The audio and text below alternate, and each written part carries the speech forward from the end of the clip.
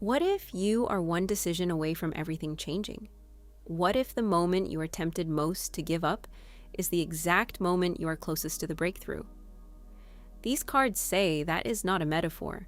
That is your reality right now. Hi, I'm Liz. Take a breath. Hold whatever you've been working toward, whatever you've been waiting on, whatever you've been fighting for long enough that you've started to wonder if it's worth continuing. Because what just came out of this deck is going to tell you exactly why you cannot stop now. The first card is the Five of Wands. And I want to start here because I feel this card in a very specific way for the people finding this reading.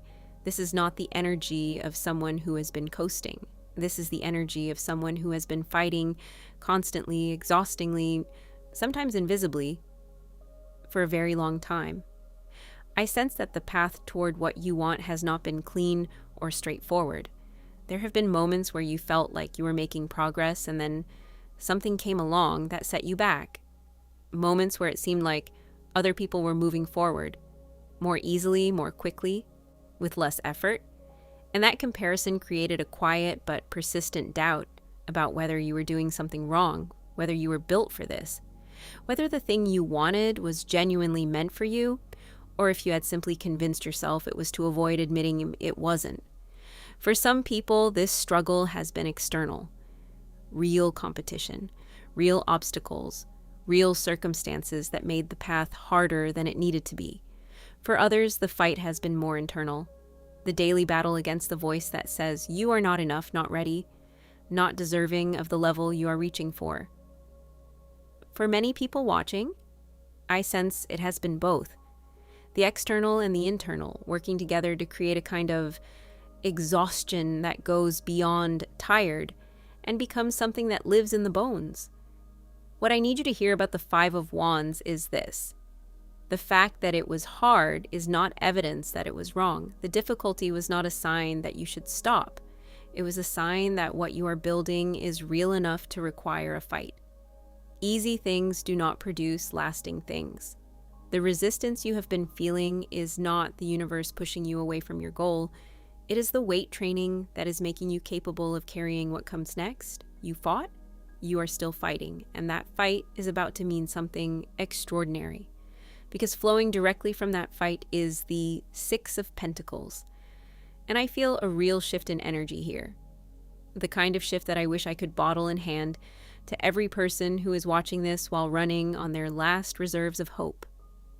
The Six of Pentacles is the card of return, of the universe correcting an imbalance that has been sitting in your situation for too long. I sense that there has been a period where you gave more than you received, where you put in more than came back, where you invested your time, your energy, your belief, your effort, without seeing the proportional return you deserved. That period is ending. I sense support arriving, not necessarily from where you expected it. The Six of Pentacles often comes through unexpected channels. An opportunity you didn't see coming, a connection made through circumstances you never would have scripted. A door that opens not because you knocked on it, but because someone on the other side recognized something in you that you have been too close to the struggle to see in yourself. For some people, this is financial. Real, tangible movement in the material circumstances of their life. The kind of shift that gives you breathing room after a long time of not having any. For others, this is support in a different form. The right person appearing at the right moment, the resources arriving when they are actually needed, the recognition coming from a direction that changes everything about how you see what you've built. What the Six of Pentacles says most clearly is that the imbalance is being corrected, what you have given is being returned, and the universe, which has been watching the effort even when no one else was, is beginning to respond. And what that response builds toward is the Ten of Pentacles. This is the card that made me stop when it appeared. Because the Ten of Pentacles is not about a momentary win. It is not about brief relief or temporary success or a breakthrough that feels good for a while before the next obstacle arrives. The Ten of Pentacles is the card of something permanent. I sense for the people in this reading that what is coming is not another chapter of the same cycle. Work hard, see a little progress, face another setback, start again. What is coming is a foundation, something that gets built once and holds. Financial security that does not require you to start over every few years. Stability in an area of your life that has felt anything but stable for longer than you want to count. A version of your circumstances that finally reflects the version of yourself you have been becoming through everything you went through to get here. For some people, I sense this is generational, meaning what you build reaches beyond your own life. What you create has a quality of permanence that serves not only you, but the people around you and after you. The Ten of Pentacles is the card of legacy, and I feel that word strongly here. What you are building is not small, even if it does not feel large yet. The foundation being laid right now is the kind that holds something lasting. Do not mistake where you are in the construction for the size of what is being built. And just as the foundation begins to solidify, the Knight of Cups arrives. I love this card in this position because it carries something I feel very specifically for the people in this reading. The energy of something coming toward you, not something you have to chase, not an opportunity you have to manufacture or force or convince into being, something that recognizes you and moves in your direction. I sense a message, an offer, an invitation, something that arrives, perhaps through a channel you weren't watching closely, perhaps from someone you didn't expect, that opens a door you have been standing near without knowing it was there. The Knight of Cups moves with a particular kind of intention. He doesn't appear randomly. He appears when something or someone has made a decision about you, about your value, about what you bring, about what it would mean to have you involved in something. And what I feel in this reading is that a decision like that has been made or is being made right now. Someone has taken notice. Something is in motion. And the arrival of what the Knight of Cups carries is going to feel, when it reaches you, less like a coincidence and more like a confirmation of something you always sensed was possible but couldn't quite see clearly.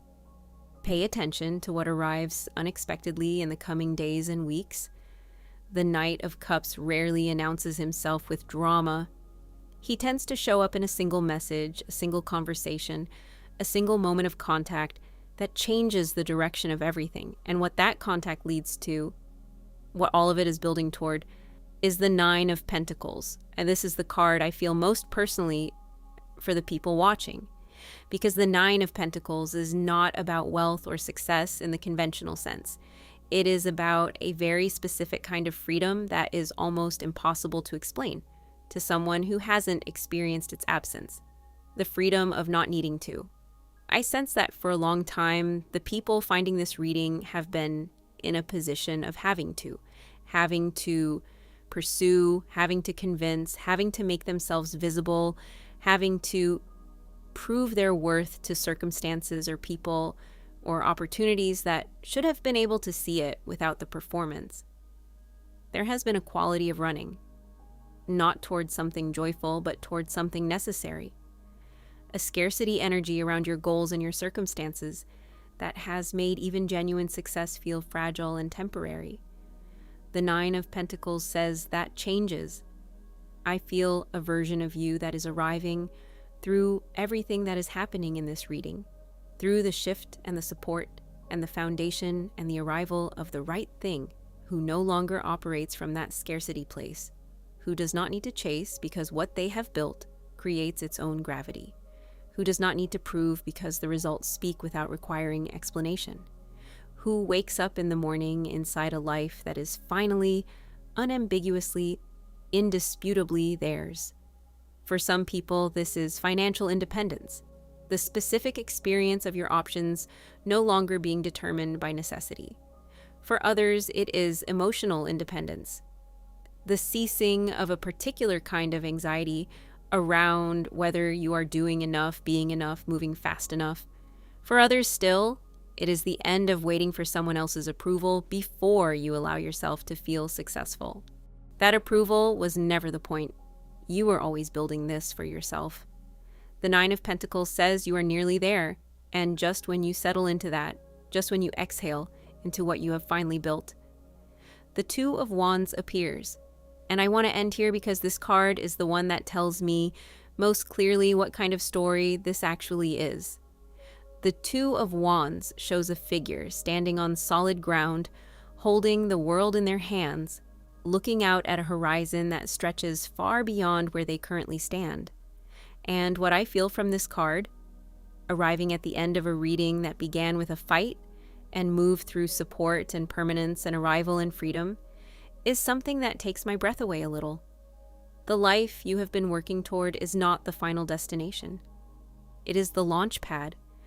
I sense that once you arrive at the stability and freedom and recognition that this reading describes, something will happen that you didn't fully anticipate. The version of you who fought through the Five of Wands couldn't see this far. The version of you who survived the exhaustion of having to prove yourself constantly was too close to the struggle to see past it. But I feel it now in this reading with more clarity than almost anything else in this spread.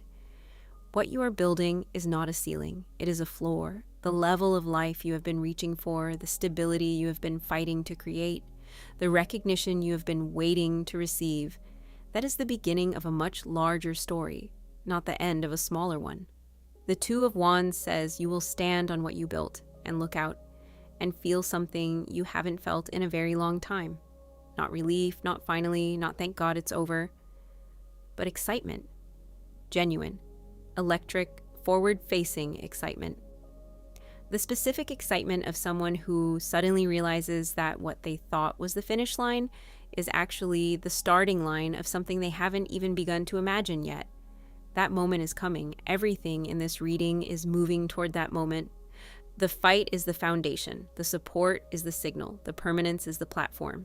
The arrival, the freedom, the expansion, they are not separate events. They are a sequence. And that sequence is playing out for you right now in real time in the exact season of your life where you found this reading. Do not give up. Not today. Not when you are this close. Not when what is coming requires only that you remain willing to receive it. The breakthrough is not ahead of you. It is underneath you, already beginning to hold your weight. Stand on it. And then look at what becomes possible from there. Like this, if it landed. Subscribe for more readings and share this with someone who is one day away from quitting, because this might be the thing that keeps them going. I'll see you in the next one.